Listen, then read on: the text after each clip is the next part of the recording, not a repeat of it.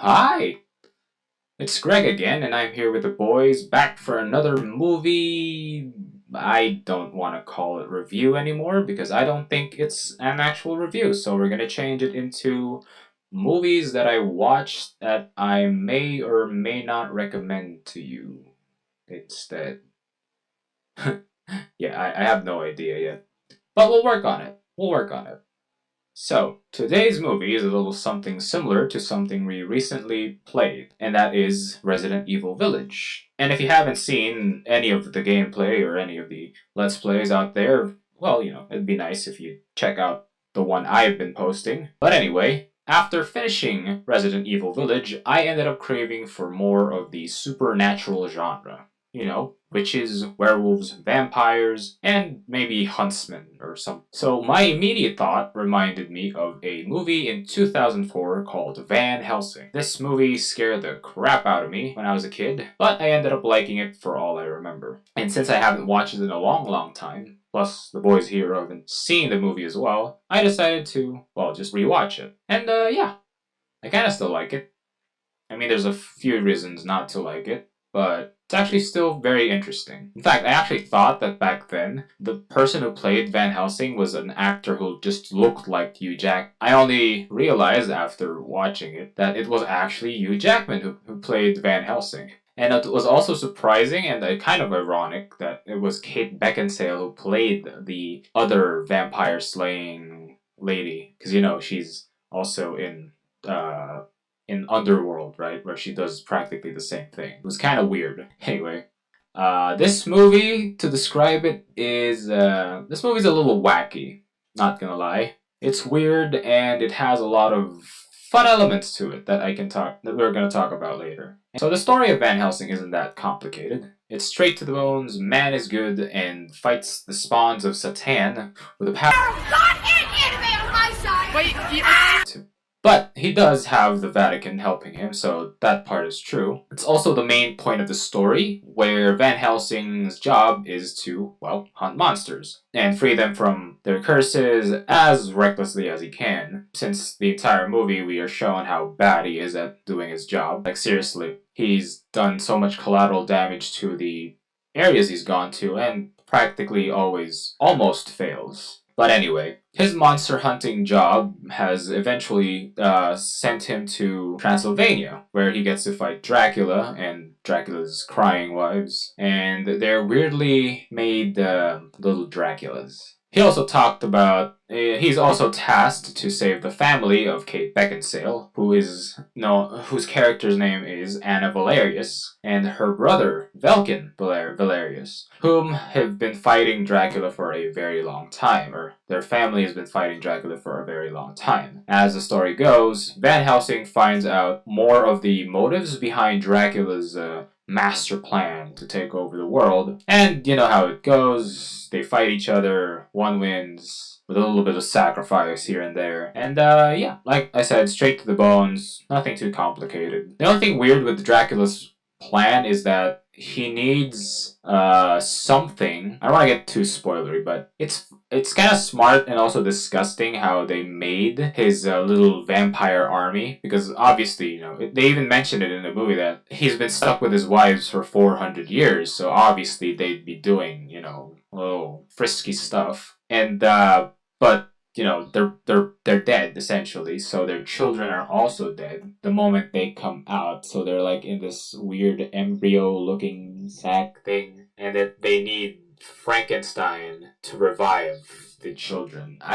It's weird, it's disgusting sometimes, and kind of smart in a way when you think about it. But this movie still has a lot of good things to it that hold up pretty well. There's obviously some that don't, but we'll get into that later.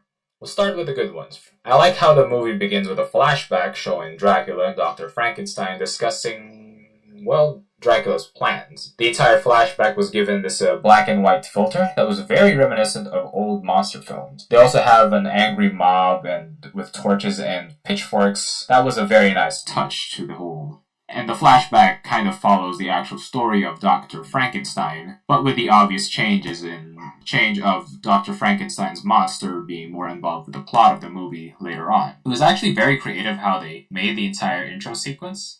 It's like an homage to these old monster films, and at the same time trying to tell a new story without having to change much of the characters or the conclusions. In fact, it feels like the entire movie is trying to is retelling these old stories and mixing them together into this one big story, one big plot line. I also liked how some of the characters feel like they're enjoying their roles, especially Count Dracula.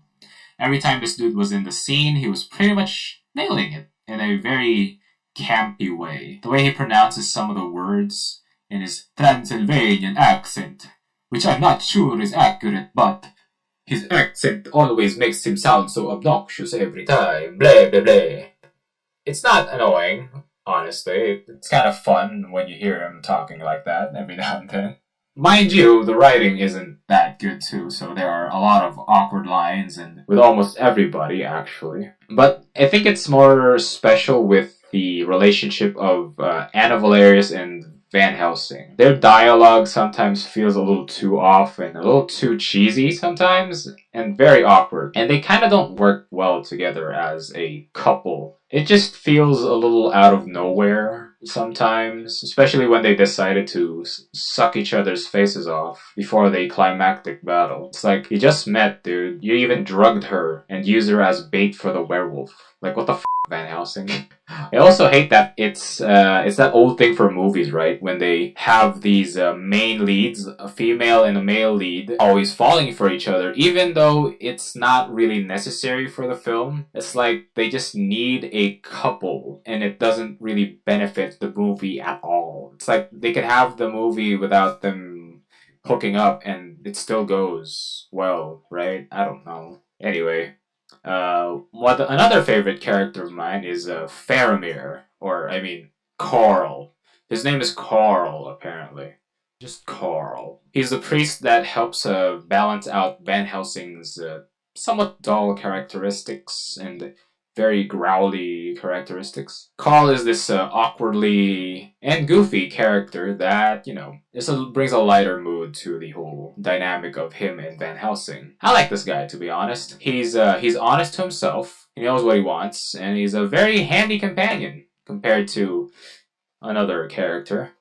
He literally gave Van Helsing the loadout that he had, or that he uses in the film. He's essentially James Bond's quartermaster, but with crossbows, silver stakes, crucifixes, and, garlic. Of course, can't forget about the garlic. He literally gave Van Helsing a string of garlic. Now imagine fighting Dracula and you just pelt Dracula with some garlic and he dies. The most powerful vampire ever just dies from a piece of garlic.